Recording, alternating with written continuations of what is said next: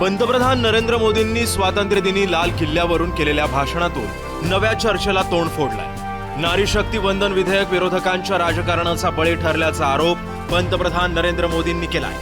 महिला आरक्षणाचं श्रेय कुणीही घ्यावं, पण महिलांच्या सक्षमीकरणासाठी पुढाकार घ्यावा असं आवाहन मोदींनी केलंय। मैं देश के सभी राजनीतिक दलों से आज लाल किले की प्राचीर से तिरंगे झंडे की छाया में खड़े होकर के प्रार्थना करता, आग्रह करता, हमारी माताओं बहनों को 33% विधानसभा और लोकसभा में उनको प्रतिनिधित्व मिले, वे भारत की नीति घड़तर के अंदर अपना योगदान दे। समय की मांग है और मैं सभी राजनीतिक दलों से फिर से आग्रह करता हूं, आइए महिला आरक्षण लागू करके महिला सम्मान में आप भी जुड़िए, आप भी यश लीजिए, आप भी क्रेडिट लीजिए, लेकिन मेरी माताओं बहनों को हक दीजिए। पंतप्रधान नरेंद्र मोदींच्या वक्तव्यावर विरोधकांमधून तीव्र प्रतिक्रिया आल्या। 2023 मध्ये संसदेमध्ये मंजूर झालेल्या महिला आरक्षण विधेयकाचं काय झालं असा सवाल शिवसेना उद्धव बाळासाहेब ठाकरे पक्षानं विचारलाय। तर संसदेमध्ये एकमतानं मंजूर झालेल्या विधेयकाचं कायद्यामध्ये रूपांतर करण्याची मागणी राष्ट्रवादीनं केली आहे।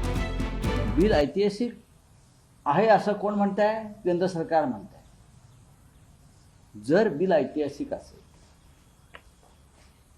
तर महिलांना 33% आरक्षण सध्या जे 543 खासदारांचं बळ आहे किंवा जी ताकद आहे त्याच्यामध्ये द्या ना, काय हरकत नाही। त्यासाठी 800 पेक्षा जास्त खासदार तुमच्या मनाप्रमाणे मतदारसंघ तोडून निर्माण करून तुम्हाला हे बिल लादायचं आहे।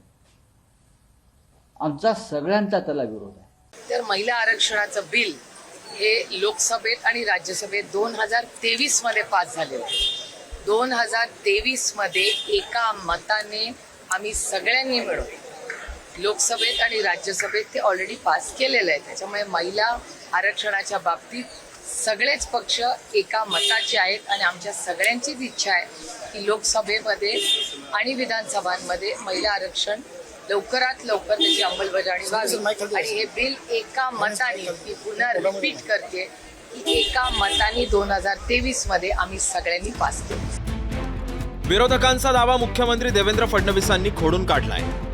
त्या विधेयकाची अंमलबजावणी करण्यासाठी जनगणना गरजेची होती, शिवाय विरोध या प्रकरणात येडा बनून पेढा खाण्याचा प्रयत्न करत असल्याचा पलटवार मुख्यमंत्री देवेंद्र फडणवीसांनी केलाय।